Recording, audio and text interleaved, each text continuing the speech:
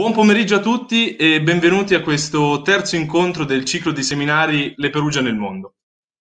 Quest'oggi ci focalizzeremo sulle specialità e sulle possibili affinità presenti in campo enogastronomico fra Perugia e Perugia. E per far ciò ci affideremo alla conoscenza delle rispettive tradizioni e territori di due attori del settore food delle due città.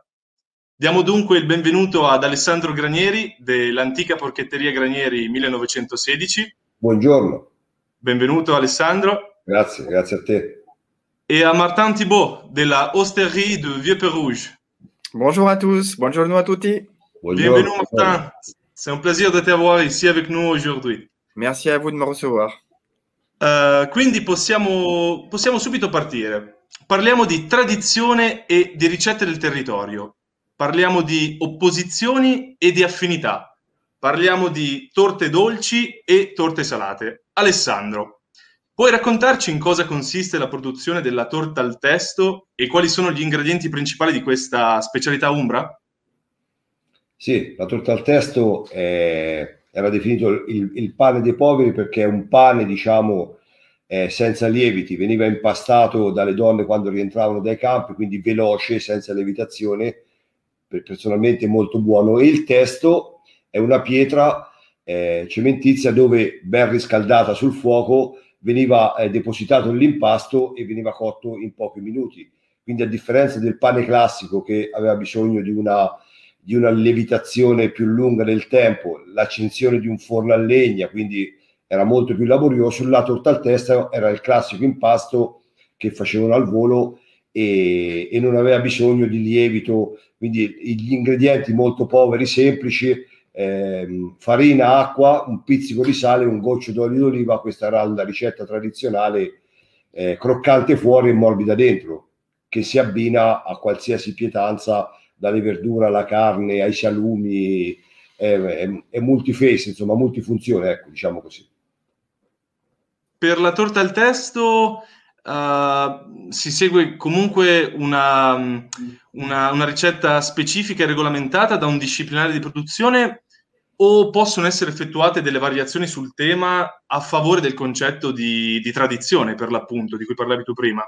Ma guarda, in realtà un disciplinare non c'è, perché è tipica dell'Italia, in questo caso dell'Umbria. Spostandosi di poco nel territorio, usavano gli ingredienti che avevano magari più o meno. Esempio, ci sono delle varianti dove c'è del formaggio, alcuni ci mettevano l'uovo, alcuni lo strutto. È ovvio che il prodotto è molto simile e è facilmente identificabile nella torta al testo. Addirittura cambia il nome. Nell'Alto Tiberino, a pochi chilometri da Perugia, la chiamano in un modo, vicino al lago e la chiamano in un altro modo, la ciaccia. Insomma, il prodotto è sempre quello, ovviamente con delle differenze minime che la caratterizzano in base al territorio. Nel Ternano la chiamano la torta sotto il fuoco, perché l'ultima parte della cottura veniva fatta sotto la cenere. Questo è il bello delle produzioni, diciamo, artigianali, ma contadine, delle tradizioni che erano legate veramente al territorio, anche a micro territori. Bello delle peculiarità effettivamente dei prodotti del micro territorio di cui parli tu, Alessandro. Certo. Ma nello specifico ti vorrei chiedere, a livello proprio di produzione e di vendita, come si colloca questa ricetta all'interno della tua attività? Puoi parlarci anche di ciò che produce appunto e vende l'antica porchetteria Granieri 1916 e della nascita stessa di questa realtà? Dunque, la mia attività ha più di 100 anni di storia. In realtà fu il mio bisnonno Francesco a iniziare la lavorazione delle carni suine, come il norcino. Andava per le case e per i contadini nel periodo invernale e sezionavano, lavoravano il maiale con la sapiente arte della norcineria. Ovviamente poi nel corso degli anni è venuto fuori anche la lavorazione della porchetta come la conosciamo noi, quindi al mercato, alle feste, ma fine 800, inizio 900 la porchetta era veramente una leccornia, una prelibatezza, non la trovavi dappertutto. Si mangiava forse una volta all'anno per la festa del patrono, quindi se tu senti gli anziani, quando parli della porchetta, gli si illuminano gli occhi perché era veramente un prodotto solo della festa, o appannaggio dei nobili, dei conti, quando c'era il matrimonio della figlia, piuttosto un evento, quindi la famiglia ricca si poteva permettere nel banchetto la porchetta. Oggi io sono la quarta generazione, quindi mio bisnonno, mio nonno, ed ora io, e spero i miei figli, proseguano questa tradizione, che per me non è solo un lavoro, ma proprio è vita, è più di un semplice lavoro. Si è evoluta con delle sfaccettature e delle modifiche, però per quello che mi riguarda io ho mantenuto la cottura del forno a legna, ho mantenuto l'allevamento dei suini, li alleviamo in azienda, tutti gli ingredienti, aglio, finocchio, rosmarino, li coltiviamo noi, quindi ho attualizzato il prodotto, ma non dimenticando da dove vengo, perché il collegamento con la tradizione e col passato fa sì che oggi forse abbiamo un prodotto unico.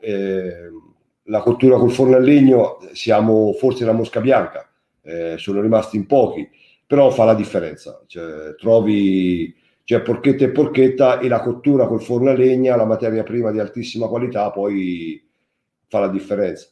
Ovviamente è il matrimonio perfetto, porchetta o salumi dentro la torta al testo è qualcosa di superlativo. Va benissimo il pane, buonissimo, ma la torta al testo, vieni in Umbria con un prodotto tipicamente umbro e con un pane tipicamente umbro, ti caratterizza. Donc maintenant, on va parler de la galette de Pérouge avec Martin Thibault. Martin, est-ce que tu peux nous parler de cette spécialité et de son histoire et de la liaison avec votre hostellerie? Donc, la galette de Pérouge, c'est une spécialité de l'hostellerie. En fait, c'est la grand-mère de mon grand-père qui est venue s'installer à Pérouge avec son mari en 1912. Et elle a repris une vieille auberge qui est au centre du village, donc elle l'a appelée l'hostellerie.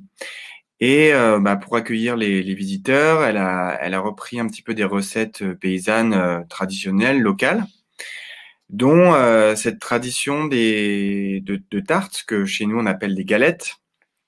Donc voilà, dans toute la région entre Lyon et la Savoie, il y a beaucoup de tartes différentes dans chaque village, dans chaque petite région.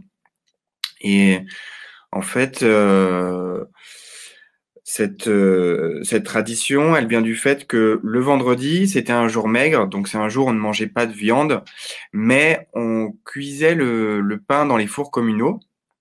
Donc on allumait des grands fours pour cuire le pain pour tous les villageois. Et on profitait, une fois qu'on avait cuit le pain, on profitait de la chaleur qui est restée dans ces fours pour y cuire toutes sortes de tartes, notamment des tartes sucrées. Et c'est de là que vient cette recette de galette. Donc elle a créé sa propre recette. Elle a un petit peu amélioré, un petit peu changé au fur et à mesure. Et nous, on l'a quasiment pas changé. En 100 ans, elle n'a quasiment pas changé. La seule chose qui change, c'est qu'aujourd'hui, on la cuit au four électrique. On ne la cuit plus au four à bois. Parce que c'est trop contraignant en termes de gestion d'avoir le four à bois. Et ça permet une cuisson plus régulière au four électrique aussi. Ce qui est très important parce que notre recette à nous, on fait caraméliser le sucre. Et c'est ce qui donne toute la saveur à cette recette. Donc, en fait, elle est constituée d'une pâte briochée. Donc, c'est une pâte levée à base de farine, de beurre. Il y a des œufs, un petit peu d'eau, du sucre, du sel, de la levure. Donc, on fait la pâte, on la fait lever entre 6 et 12 heures, ça dépend un petit peu de la température, de l'humidité, tout ça. Et une fois qu'elle est levée, on peut l'étaler.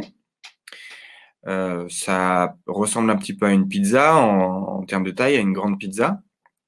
Et donc avec un rouleau à pâtisserie. Et ensuite, on prend du beurre de Bresse. Donc le beurre de Bresse, c'est très important parce que c'est un beurre de très très bonne qualité. C'est le meilleur beurre de France qu'on peut trouver, qui est produit à quelques kilomètres de Pérouges. Et ce beurre a une saveur, une texture qui donne toute sa particularité à la galette de Pérouges. Donc on l'étale ce beurre sur la pâte étalée, et ensuite on saupoudre de sucre. Et voilà, une fois que c'est préparé, on l'enfourne dans un four très chaud à 350 degrés à peu près. D'abord sur la sole du four, ce qui va permettre à la pâte de lever davantage et de cuire.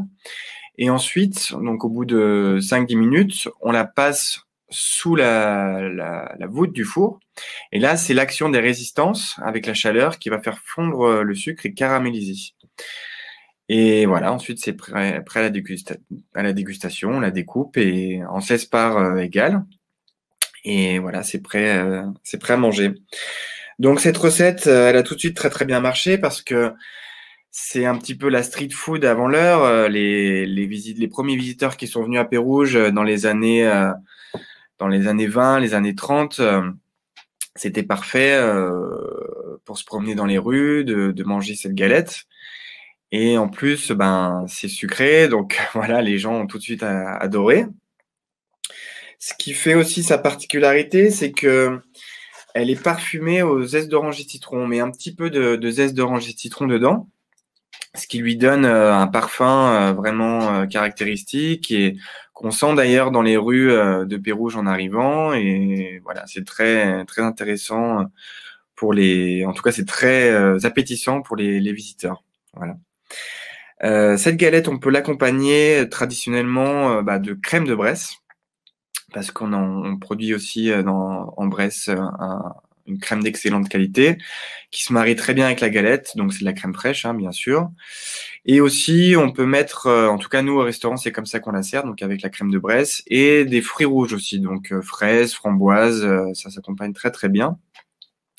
Et puis pour boire, on peut prendre des vins locaux du budget, ça va très très bien ensemble aussi. Donc dans le budget, les deux vins qu'on sert principalement avec la galette, c'est le Cerdon. Donc le Cerdon, c'est un petit village à une vingtaine de kilomètres d'ici où on produit un vin rosé pétillant doux. Et on sert aussi avec le Montagneux. Donc le Montagneux, ça c'est un vin blanc pétillant, brut, qui est produit selon la méthode champenoise. Donc ça ressemble un petit peu au champagne. Moi je suis un peu chauvin et je préfère le Montagneux personnellement. Voilà, c'est un petit peu plus rustique, mais ça va très très bien avec tous les produits locaux. Voilà, qu'est-ce que je peux vous raconter d'autre? C'est déjà pas mal. Oui, oui, c'est déjà pas mal. Mais en fait, je me rappelle, Martin, que ton père nous avait dit que cette recette traditionnelle est produite par beaucoup de Péruviens chez eux. Et la galette. Et est-ce que tu penses que cette variabilité est une valeur ajoutée pour la réputation d'un produit défini traditionnel comme la galette? Alors, oui et non. C'est difficile de répondre à cette question parce que, en fait, la galette de Pérouges, c'est une recette qui n'a pas été inventée de toutes pièces. C'est une recette qui est issue d'une tradition très ancienne. Donc, nous, on a créé notre propre recette, mais des galettes, il en existe de toutes sortes. Même dans le village, il y en a certains qui mettent des pralines ou de la crème. C'est une recette que tout le monde s'est appropriée et c'est très bien comme ça. Je pense que c'est une recette conviviale, donc il faut qu'elle soit partagée et que les gens se l'approprient. Ce qui est un petit peu plus fâcheux, c'est que nous, on essaie de défendre une tradition, enfin, on essaie de perpétuer, de transmettre et de protéger cette tradition pour essayer de donner aux gens des produits de très très bonne qualité, de maintenir une qualité constante, qui est le fruit de plus de 100 ans de travail, de savoir-faire, d'expérimentation. Et parfois, on voit des produits qui sont présentés comme étant de la galette de Pérouges et qui n'ont ni l'aspect ni le goût. Donc ça, c'est un peu plus fâcheux, mais c'est le jeu aussi c'est la conséquence d'une recette à succès. Donc voilà, il y a du bon et du moins bon. À chacun de faire le tri et de trouver son bonheur dans la galette. Je comprends, je comprends. Merci beaucoup, Martin. Alessandro, torno da te. Torno Ecco, da te con una domanda legata alla situazione contingente in cui versiamo. E rispetto all'anno precedente al coronavirus, hai notato delle significative variazioni in termini di produzione e di commercio per quanto riguarda la tua attività? sì, ovvio, ovvio. C'è stato, diciamo, un calo consistente perché poi io ho dei piccoli punti vendita nei centri storici. Io amo il centro storico delle città, sia piccolo che grande. Ho punti vendita a Firenze, Roma, insomma, Perugia centro, e quindi lì l'hai notato molto di più il calo perché oltre, come dire, a avere avuto un calo ovviamente sui residenti, sulle clienti abitudinari, il turismo si è bloccato e quindi come gli alberghi, i ristoranti, anche le mie attività hanno avuto un forte calo. Ma poi ho visto anche una differenza, oggi si è trasformato anche il modo di acquisto anche di uno street food, di un panino, perché prima magari con dei sgabelli, cioè la gente cercava diciamo comunque di sedersi, oggi cerca un consumo più veloce e probabilmente la mia tipologia di lavoro che è cibo da strada, quindi di facile preparazione, di veloce preparazione, da questo punto di vista mi ha avvantaggiato un pochino perché io riesco a preparare la pietanza, il piatto molto veloce e quindi non c'è grosso assembramento, grossa fila per quanto riguarda le problematiche del Covid. È ovvio che manca la materia prima, ovvero manca il turista, manca la gente, manca il cliente. Sicuramente è stato un calo consistente e speriamo che si ritorni il prima possibile a una situazione di normalità. Ma quindi Alessandro, questo per quanto riguarda effettivamente il commercio, ma anche a livello produttivo vi siete un attimo arrestati, siete rimasti un attimino più, come dire, sul chi va là e avete, diciamo, rallentato la produzione? Assolutamente, perché tu considera che il mio lavoro non è solo un semilavorato, io parto dall'allevamento, quindi lì ti ritrovi un ciclo produttivo, una filiera chiusa che va da cereali all'allevamento dei suini, alla trasformazione e alla vendita. Quindi non è che tu puoi impedire o rallentare la crescita di un animale, puoi magari un prodotto conservarlo, stivarlo e lo vendi più avanti, un semilavorato, un lavorato come potrebbe essere un salume. Ma la mia filiera è se hai piantato il cereale, quel cereale deve essere raccolto, diventerà mangime, hai l'allevamento, nascono i maialini e via dicendo e fa la filiera. Quindi immagina se si ferma uno solo di questi settori, quello che è successo nel 2020 a marzo. Io mi sono trovato in una filiera completamente bloccata con nessun sbocco commerciale. È stato pesante perché poi 2 mesi tu hai della materia prima dove la immagazzini, che fai? Questo è il mio problema della mia piccola azienda. Certo, certo, certo. È il problema il concetto dal campo alla tavola purtroppo si viene a bloccare irrimediabilmente all'interno della filiera. Nella mia azienda Um, è un valore aggiunto notevole perché riesce a garantire, però in queste emergenze il tuo valore aggiunto diventa una zavorra pesante, questo sì, sì. è evidente. Sì, sì, sì, sì. L'augurio è quello di riuscire a uscire il più velocemente possibile, ovviamente non solo in Italia, ma in tutto il globo da questa pandemia, da questa problematica che ci teniamo appresso ormai da un anno. L'augurio è di poter visitare Perugia e anche quelli che sono i tuoi, la tua attività, tutta la filiera, sarebbe molto interessante, molto intrigante analizzarla, venire a fare dei reportage e ovviamente visitare anche Perugia quanto prima, Martin. Ma Alessandro, io concludo con te con un'ultima domanda per te nello specifico. Sapresti darmi un motivo in più, quel quid plus, per cui bisogna effettivamente visitare Perugia, non appena sarà possibile per l'appunto? Allora, ovviamente Perugia è una città dell'Italia e già senza nulla togliere alle altre nazioni, partiamo avvantaggiati. L'Umbria è il cuore verde dell'Italia e Perugia, devo dire, ha una particolarità in più, è circondata da dei paesaggi ancora, possiamo dire, intatti, poco diciamo costruiti, ha una qualità della vita altissima, ma non dimentichiamoci che Perugia per secoli nel Medioevo, nell'Alto Medioevo fino al Rinascimento è stata una culla di artisti, di pittori che hanno lasciato il segno.